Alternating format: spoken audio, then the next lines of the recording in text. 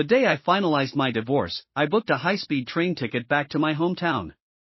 A phone, an ID card, and a bank card with a limited balance, these were all I had after all these years. The housekeeper called me, saying I still had some items left to pick up.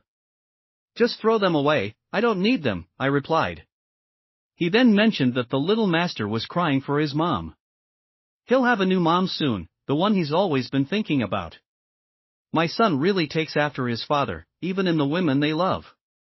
I used to be sad, wondering why it couldn't be me. Now I think, if he doesn't love me, then so be it. Before the train started moving, I said my final words over the phone. Tell him not to worry, I'll never bother him again in this lifetime.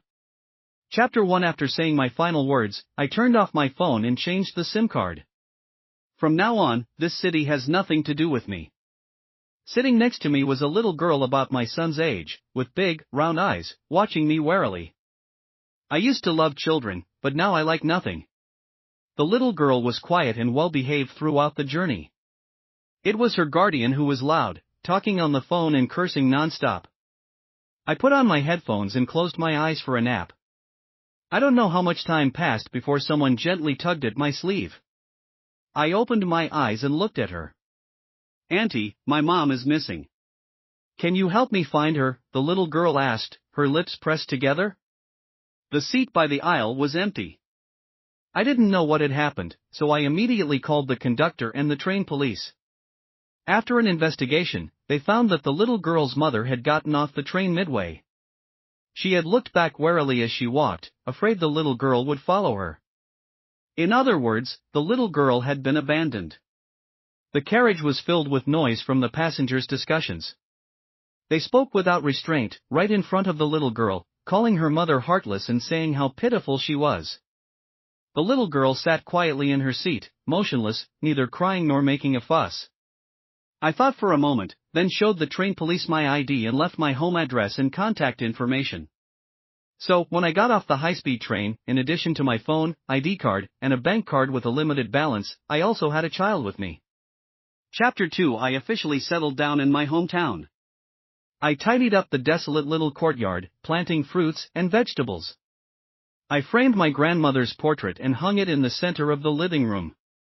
I named the little girl Felisa, giving her my surname, Song. I completed the paperwork and got her registered. From then on, my household registration book was no longer a solitary page. Chapter 3. Feli never smiles. She always has a serious look on her face, staring at me solemnly. She understands everything, mature beyond her years. Though she is only 4, she stands on a stool to cook porridge for me when I'm sick. I think of my own child, the Jiang family's little master, Benjamin, who receives an entire ski resort as a gift when he wants to ski and an entire candy factory when he wants sweets. They are so different. Feli asked me why I adopted her. She said she was just a burden. I patted her head and answered, because I was lonely. So, can you keep me company? She looked at me, silent for a long time, then nodded vigorously. Okay, I'll stay with you forever. Chapter 4. The days passed by. Feli started kindergarten. Feli started elementary school. Feli became a class monitor. Feli got into a fight. I was very surprised when I received the call from her teacher. Feli is an obedient child, very mature for her age. She wouldn't even give her classmates an extra glance, let alone get into a fight. In her words, they were too childish.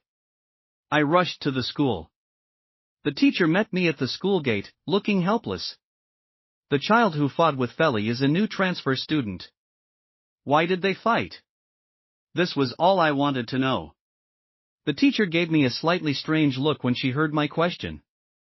What? Benjamin said Feli was trying to steal his mom. What did you say? I stopped in my tracks. The photo in Feli's pencil case of you and her, the teacher said. Benjamin saw it and said, he said Feli was shameless for trying to steal his mom. I didn't say anything more, following the teacher silently.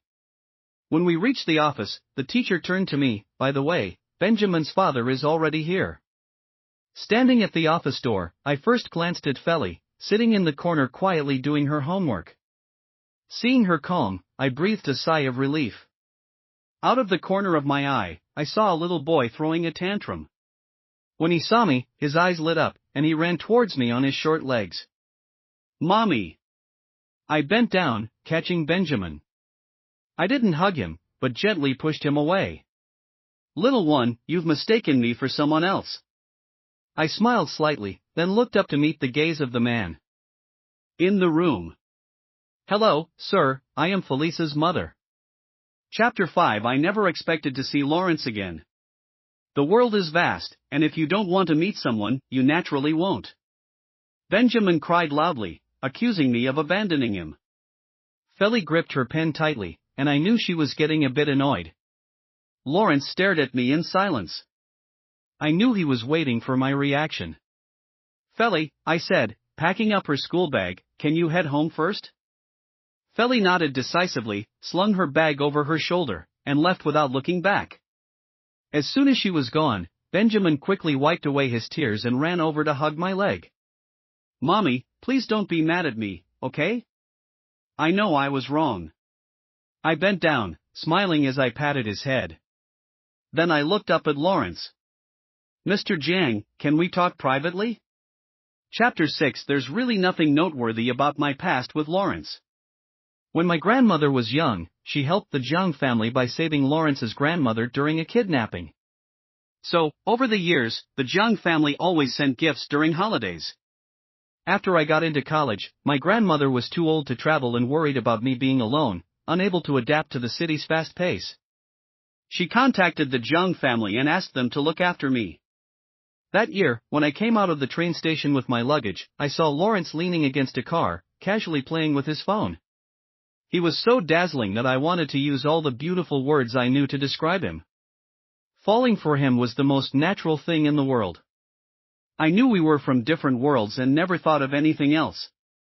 The moon hung high in the sky, and I was already content to be bathed in its light as I passed by. Lawrence and I attended the same university. Occasionally, he would bring me some items on behalf of his elders. Over time, we became acquaintances. Later, I heard about Lawrence's love story with his childhood sweetheart. Their love was always entangled with constant sweetness, quarrels, separations, and reconciliations. I was just a spectator, occasionally feeling a bit lost.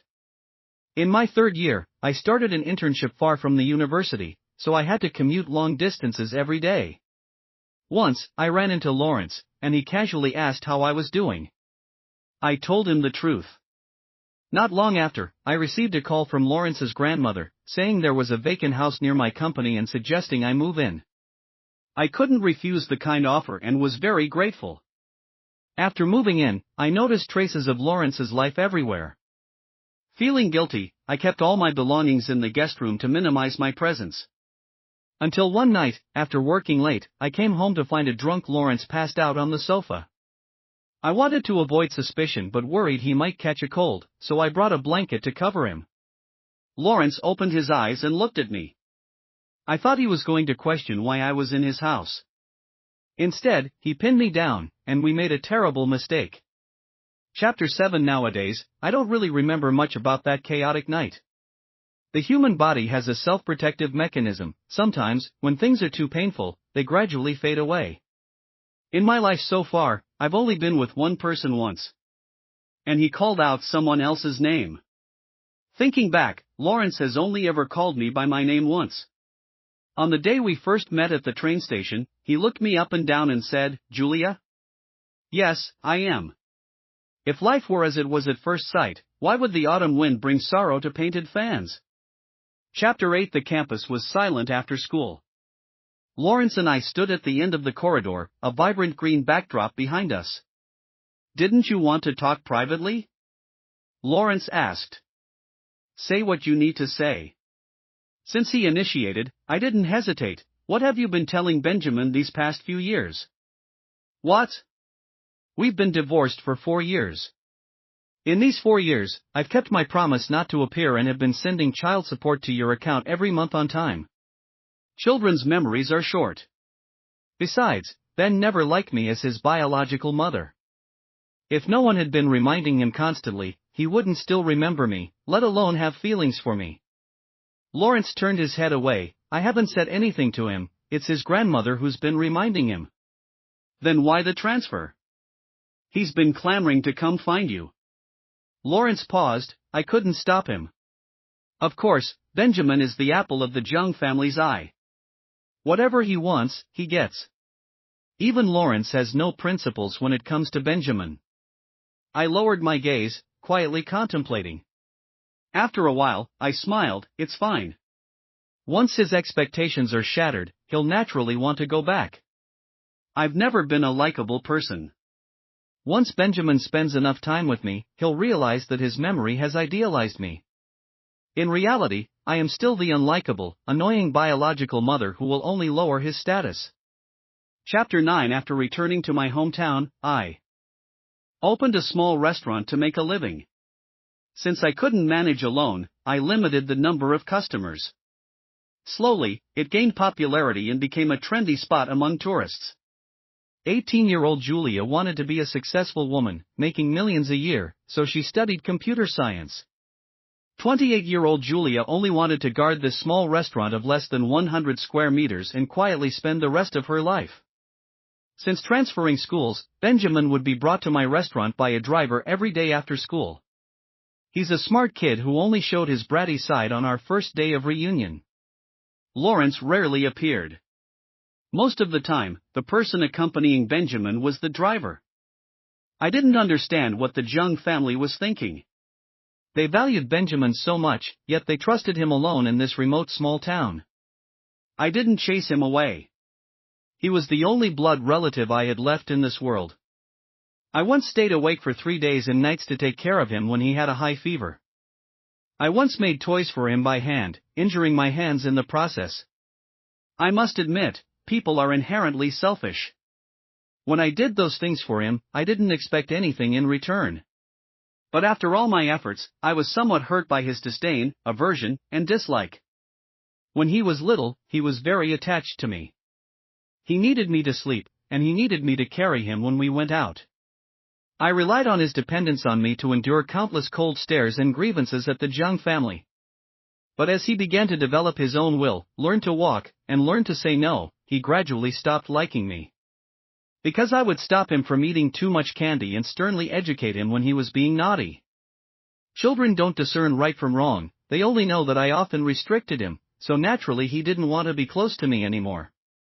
Until one day, after Lawrence took him out to play, Benjamin came home and boldly declared, "I don't want you to be my mom anymore.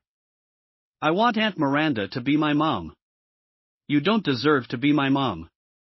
Get out. This is my house." Chapter 10. Feli asked me privately if she could avoid being friends with Benjamin because she didn't like him. Of course you can. I didn't mind, but I was curious, why don't you like him? Feli is a generous child, she rarely shows clear dislike for someone, usually remaining indifferent. He hurt you, Feli said calmly. You're always sad when you see him. I was stunned. He knows you're sad, but he keeps appearing in front of you, Feli continued, lowering her head, feeling a bit down. Can I hit him? I can't beat the adults yet, but I can beat Benjamin.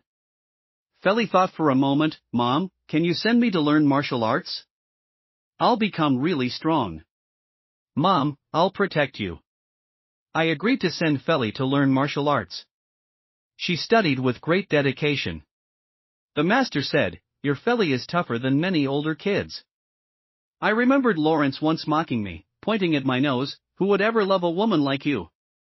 That's not true, Lawrence. Grandma loved me, and Feli loves me. And now, I love myself too. Chapter 11. Lawrence occasionally shows up, always arriving looking travel-worn. He sits in my restaurant, orders a couple of dishes, eats, and then takes Benjamin home. Neighbors ask if Lawrence is pursuing me. They don't know Lawrence is my ex-husband, they only know a wealthy bachelor is chasing after a divorced middle-aged woman with a child.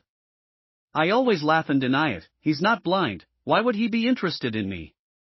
He's here to pick up the child, not to court me. In the past, I would have speculated about the purpose behind Lawrence's actions. But now, I have no curiosity about him. Whether he comes or goes, it doesn't matter to me. Chapter 12. Sometimes I wonder when Benjamin will get tired of this, trying to win mother's favorite game.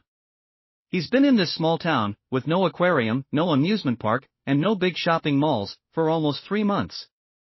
Perhaps the saying, the unattainable is always more precious, is deeply ingrained in everyone, even children.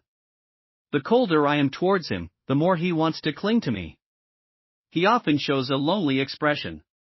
When I gently hold Feli's hand. When I bend down to straighten Feli's dress. When I bring out a special dessert I made just for Feli from the kitchen. But whenever I look at him, his loneliness disappears, replaced by a sweet smile. People's preferences change with their feelings. When I loved this child, any slight bump would make me feel bad for a long time. But now, even knowing he's pretending to be strong, I feel nothing. I even wonder why he hasn't left yet. His presence here is really quite annoying. I don't hate him, I just don't like him anymore.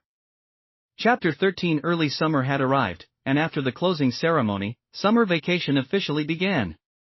That day, I opened the restaurant as usual, and by the time I closed in the evening, Benjamin still hadn't shown up. I assumed he had finally tired of the boring game and decided to return to his life as a privileged young master. But when I got home in the evening, I found him holding a delicate cake box, sitting obediently on the steps of the small courtyard. Lawrence was with him, accompanied by several gift bags. Their striking looks drew amazed glances from passers-by, but they were focused solely on what was in front of them. "Dad, when will Mom be back?" "Soon. We specially came to celebrate her birthday and brought so many gifts." "Will Mom be happy?" "She will be." Hearing this, Benjamin pressed his lips together and smiled with anticipation. He was dressed in a formal little suit, specially groomed. But the weather was hot, and perhaps he had waited too long, as there were beads of sweat on his forehead. Or maybe it wasn't the heat, but his excitement.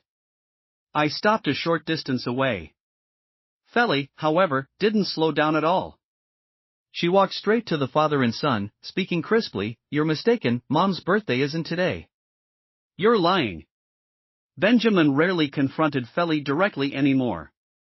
He knew I adored Feli and didn't want to upset me, so he usually tried to avoid interacting with her.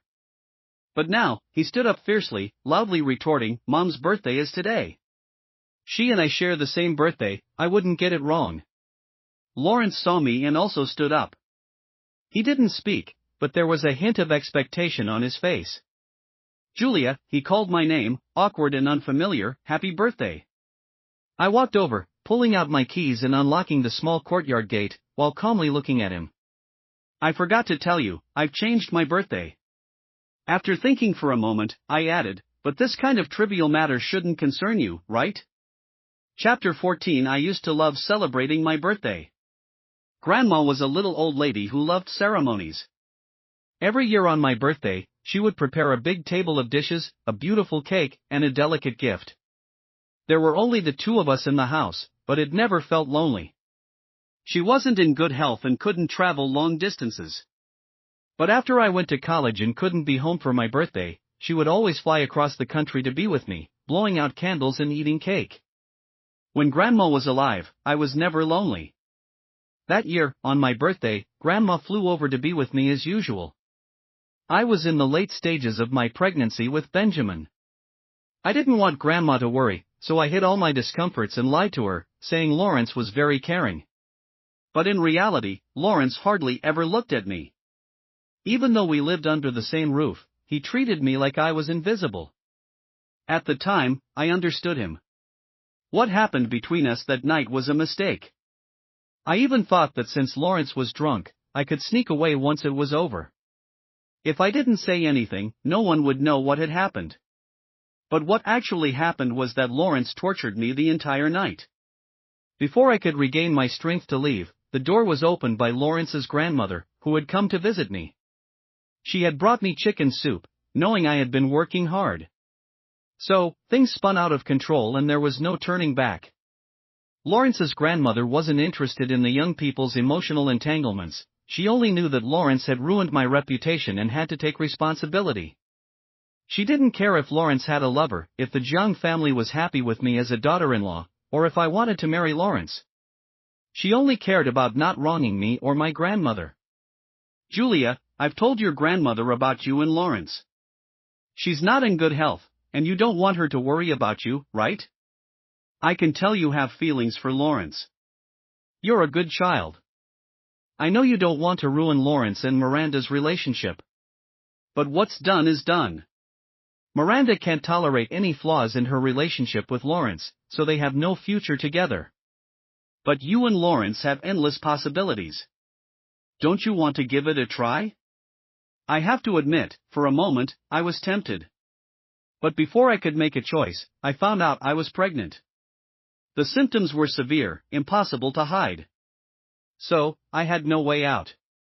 I had to grit my teeth, endure Lawrence's hateful looks, and start a marriage that was destined to be unhappy. Sometimes I hated my own deep-seated tendency to compromise. I had to act happy and sweet in front of the elders and indifferent in front of Lawrence. But in truth, I was not happy. I was in pain. Morning sickness was painful, swelling was painful, cramps were painful. Being despised by the Jung family was painful, being hated by Lawrence was painful, being mocked by Miranda was painful. I endured it all and faced yet another birthday. Grandma was very happy. She not only prepared a gift for me but also for her future grandchild.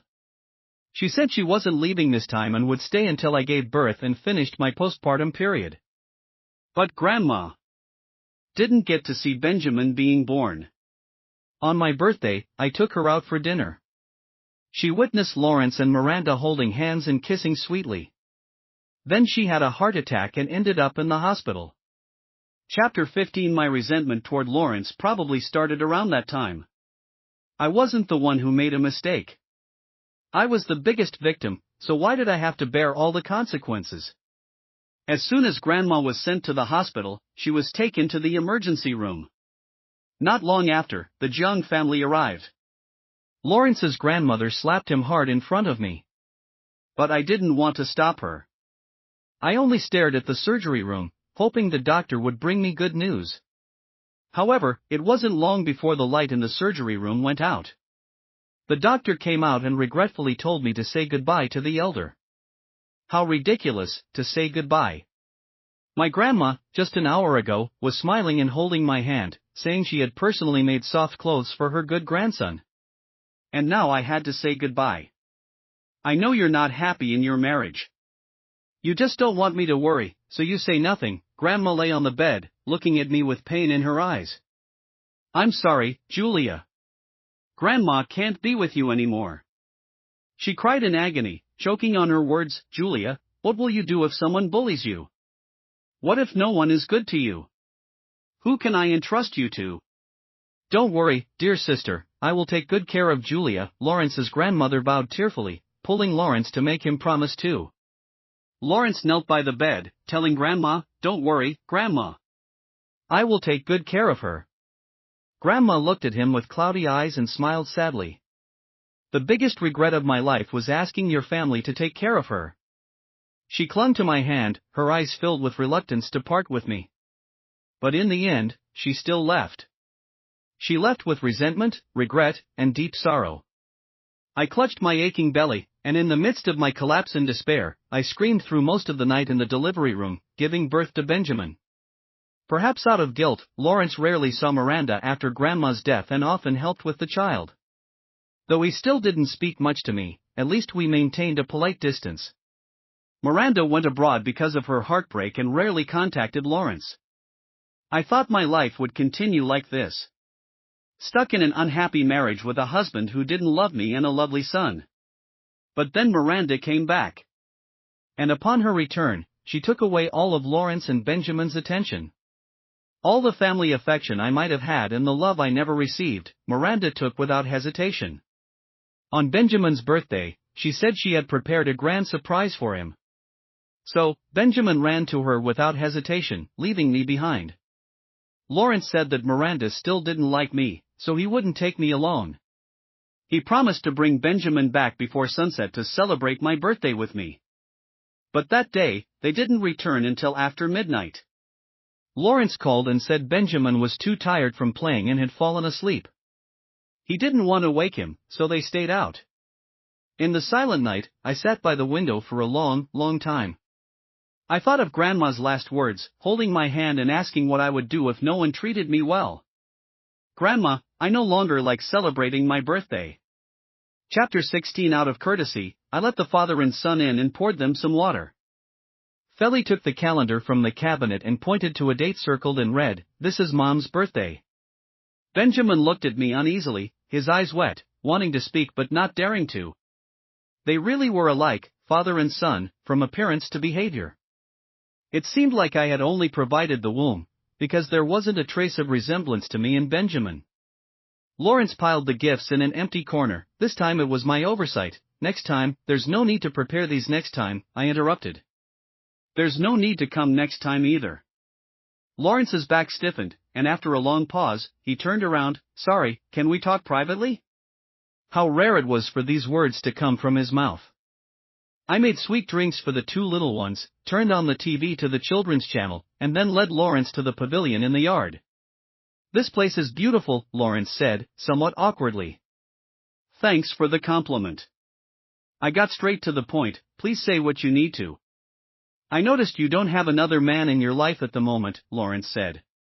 If you don't mind, can we remarry? I stared at him, silent. Lawrence awkwardly averted his gaze. I just think we should give the child a complete family. Ben has changed a lot recently, he's not as willful and spoiled as before. So, aren't you married to Miss Miranda? Lawrence was stunned. Back then, everyone told me she was the suitable wife for you, Benjamin's mother. Although you never directly said it, I assume you agreed. So, I took the initiative to step aside. What? You didn't end up together? Lawrence couldn't withstand my gaze. His hands clenched and unclenched unconsciously. That's all in the past. And so are we. But we have a child. So what, Lawrence? Stop using others as excuses. First, it was Miranda, now it's Benjamin. I smiled softly. Is it so hard to admit you have feelings for me? Chapter 17. I used to wonder how insignificant I must be in Lawrence's eyes for him to be so ashamed to admit it. Love is hard to hide. I never said I loved Lawrence, but my flushed ears and racing heart betrayed me long ago. Our marriage lasted 4 years. I might have a tendency to please others, but if he had never given me a shred of hope, I wouldn't have lasted 4 years. I don't know when he started to like me or how much he liked me. I just inherited the habits of my grandmother's generation. When something isn't good, the first reaction isn't to throw it away and get a new one, but to patch it up and make it last as long as possible. The same goes for marriage. I thought maybe Lawrence didn't dislike me that much. If I tried harder, maybe the marriage could get better. I desperately tried to find signs of his affection for me, hoping to gather these fragments of love to light my way forward. Eventually, I illuminated the path. The road was rugged, bumpy, and filled with a nauseating stench. These fragments of love weren't enough to sustain me, nor did they bring any warmth. They only made me realize how unbearable this marriage was. I used to think maybe you had a strong moral sense and couldn't accept loving another woman besides Miranda. Later, I realized if you really had such strong morals, how could you still have an ambiguous relationship with your first love even after getting married? You're just selfish. You even use Benjamin missing me as an excuse to reconcile. But Lawrence, we've been divorced for 4 years. Lawrence swallowed hard, his voice hoarse. So I'm too late, right? It's not that you're too late. I sighed softly. It's just that all of that is in the past. Lawrence, look forward. Lawrence raised his hand, covering his eyes. I knew his pride. Seeing him like this didn't bring me any satisfaction. So, I quietly got up and left him in that small space. Before leaving, he reached out and grabbed my skirt. With great force, his knuckles turned white, and veins bulged. He had lost a lot of weight, and there was a sense of unhidden desolation about him. I heard his suppressed sobs and saw his trembling shoulders. Don't come again, I said. Return to your own life and take Benjamin with you. I pulled my skirt back, smoothing it out. I forgot to tell you, my birthday now is the anniversary of our divorce. That was also the day I found Feli. She didn't know her birthday, and I wanted a new one. So, we decided to make that day our rebirthday. Consider it an early birthday gift from you. Give me some peace. Thank you, Lawrence. Chapter 18. Lawrence left, taking Benjamin with him. He didn't say anything, but Benjamin guessed. Before leaving, he clung tightly to my leg, refusing to let go. He cried miserably, his voice sharp and hoarse, his face flushed red, sobbing as if he were about to faint any second. I won't go, let me go. I want my mom, he struggled desperately, begging me. Mom, please don't abandon me, okay? I'll be good and obedient from now on. I won't make you sad anymore, please don't send me away. Dad, you're a liar. You said Mom would forgive me. Big liar. Big bad guy. Go away. Mom, the car door slammed shut, and I saw Benjamin crying and clinging to the window, banging on it with all his might, looking at me pitifully. Lawrence pulled him away, holding him down firmly, and ordered the driver in a deep voice, drive. He didn't look at me again, not once did he turn back. Feli stood beside me, looking up at me expectantly. What is it? I asked gently, looking down at her. They won't come back, right? No, they won't. Mom, are you sad? I just smiled and rubbed her head. Feli, everything will pass. Remember, no matter how painful things are, as long as you keep moving forward with determination and without looking back, you will get through it. I've already walked far ahead, but it seems Lawrence and Benjamin are still standing in the same place. But it doesn't matter, we were never meant to be on the same path, so there's no need to stop and wait for them. That night, I had a dream. In the dream, I returned to a few years ago, to when Benjamin was just born. I was so exhausted from taking care of him that I fell asleep on the sofa. In my days, it was Lawrence, coming home late from work, who picked me up, carried me upstairs, and gently placed me on the bed. He brushed my hair away from my forehead and gave me a tender kiss. Good night, honey. At that moment, I truly believed I could spend my life with him. Later, I understood that a lifetime is too long, and no one can accompany anyone through it entirely. He was a passerby in my life, a vivid brushstroke in my otherwise calm existence. But that's all he was. Lawrence, you and I, long ago, it was already the end for us.